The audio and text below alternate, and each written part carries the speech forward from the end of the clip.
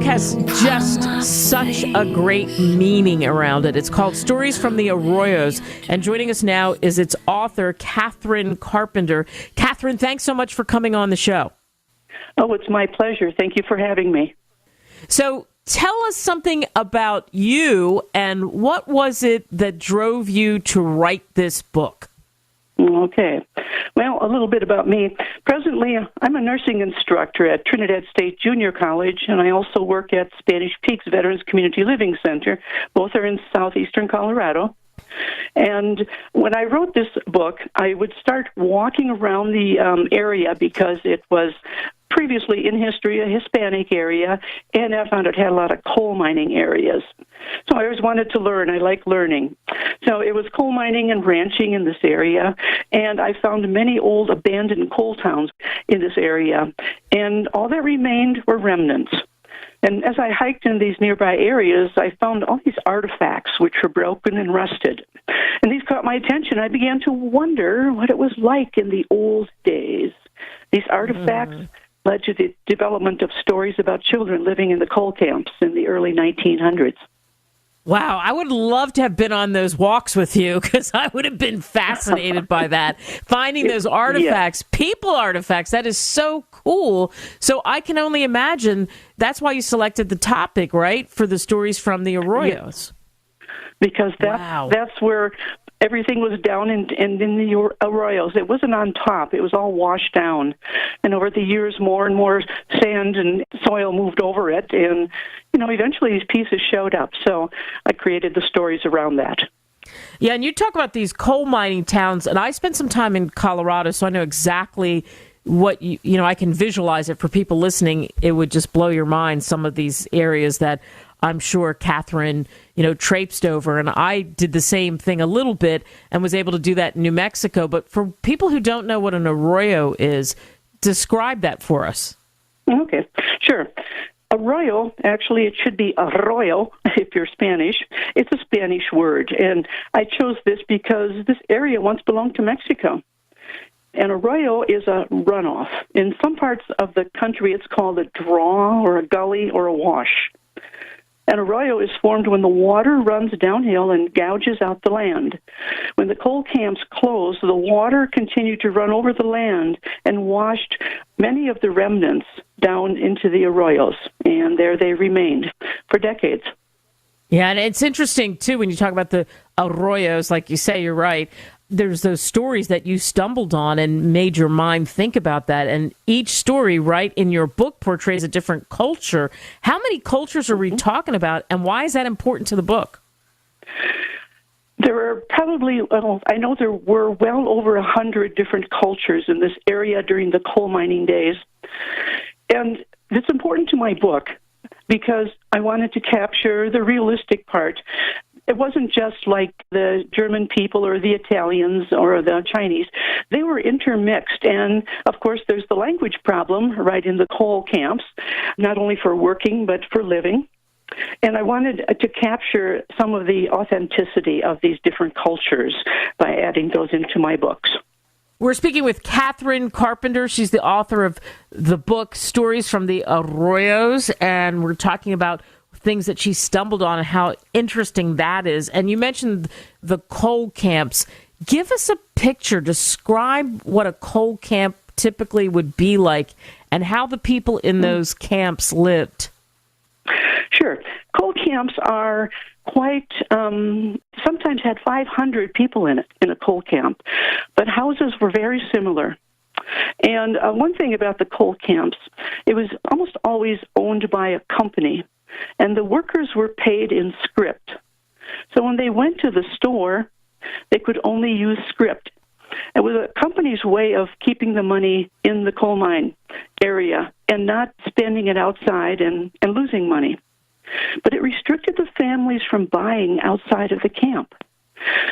And the houses were usually one bedroom with a kitchen and a living space, and they were always square. The entire family lived there, no matter how many children were in the family. They had no running water and had outside privies. Sometimes they planted little gardens. Sometimes they had chickens. And all the camps had lots of liquor. Each camp had a schoolhouse, a place of worship, a community building, and sometimes all of these were in just one building. Wow. The people didn't dress fancy, but they had an opportunity to get together on their time off and go out and play. They organized baseball teams, and they weren't as depressing as we might think because they had fun. But they worked hard, and it's terribly hard work, as a worker to go underground for the whole day and come up all dirty and your lungs filled with all that coal dust, and then go into a home that's not air conditioned. Those were tough times. Boy, I bet they were tough times. And the whole idea is, and I love the way Kathryn led you to it. You're out there, you're walking around, you find it, you start thinking about these stories, you start imagining what it would be like, and now you've described what the coal camps are like. For your book, Stories from the Arroyos, what ages or reading level would the stories really strike at? Are you hoping to attract? Okay, a little preliminary. I used to be an elementary teacher, and I enjoyed the ages 7 to 12. So I focused these stories that would be of interest because these are the ages of the children in the stories. So I thought, the 7 to 12-year-olds, I don't know much about teenagers and what they like, but I do know what younger children like. They like to learn. New things always attract them, and they get excited. So I tried to make my stories around that age. I thought the stories would interest the children, and I also set the reading level that would be appropriate for this age group. If it's too difficult, they won't read it. If it's too easy, they won't read it. But I think this hits the mark for them.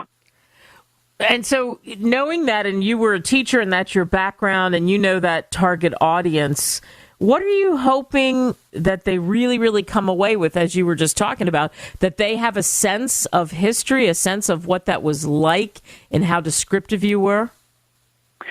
Yes, I think they will be able to, with each story, enter into the story and feel with the children in each story. There's a variety of topics, and each story has a little, shall I say, a moral or something, a takeaway. And I think because at the end of the book there's some questions that you could use either in a classroom setting or just at home, if you're reading with your parents or just reading by yourself. It makes you think a little deeper. It does make you think a little. That answered your question. Yeah, it did. It made me think a little deeper. And you and I had the pleasure of talking off the air, and I asked you the question, and to me, I'm just thinking of these amazing things that you found just because of, again, what it conjured up for you, the stories, the ideas of what were people like. What was the most interesting thing that you stumbled across in the treasures that you found when you were walking through the Arroyos? One of them that I found, which I didn't write about, was a pair of, button-up shoes. Wow. They go above the ankle, and they were well worn. You could see the holes on the bottom. And I was looking at that, and I was thinking, did they get this? Did the child get this before she came into the coal camp? From another country. They'd come over for work, and did she bring these with her? And did she wear them in the coal camp? And she must have, because they were so worn out. And I was beginning to think, well, what kind of life did she have?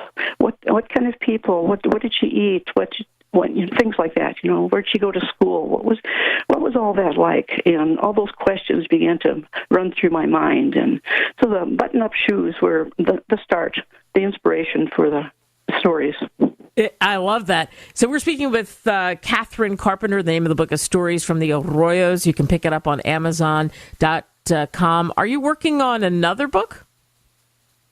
Well, presently, no. I have nothing on paper right now, but yes, I have a desire to start another book. I have actually a couple in mind, but I will wait for the inspiration, and I'm not sure what direction it's going to take. I'd like it to be for children because I just find that fascinating to write for them and watch them get excited when they read the stories. Yeah, and children are reading books and them trying to comprehend what's happening. And what do you think are the hardest things for children today when it comes to reading books? Okay. Well, first of all, I think many children in this age group do a lot of reading, and I find this inspiring. I really do. The hardest thing for some children is to put down the cell phone, the Xbox, and the computer games, and shift their mental gears to focus on the many wonderful things that books can teach them. Parents also need to be involved. They need to be role models for reading. When children are young, parents read to them. But as the children get older, this practice is gone. I would suggest to parents a family reading night where everyone sits in a room together for a period of time and reads and shares without the TV on, and just enjoy and maybe share at the end, what did they get excited about, or what did they learn, or things like that. So the hardest thing is to get away from the electronics. Yeah, absolutely. So well said. And the perfect place to end this. Get away from the electronics. Pick up the book, Stories from the Arroyos. It's written by Kathryn Carpenter. Kathryn, thanks so much for spending time with me. Great book, and I appreciate you. And thank you very much. And I appreciate having the chance to talk about the book. I know that my mind is right.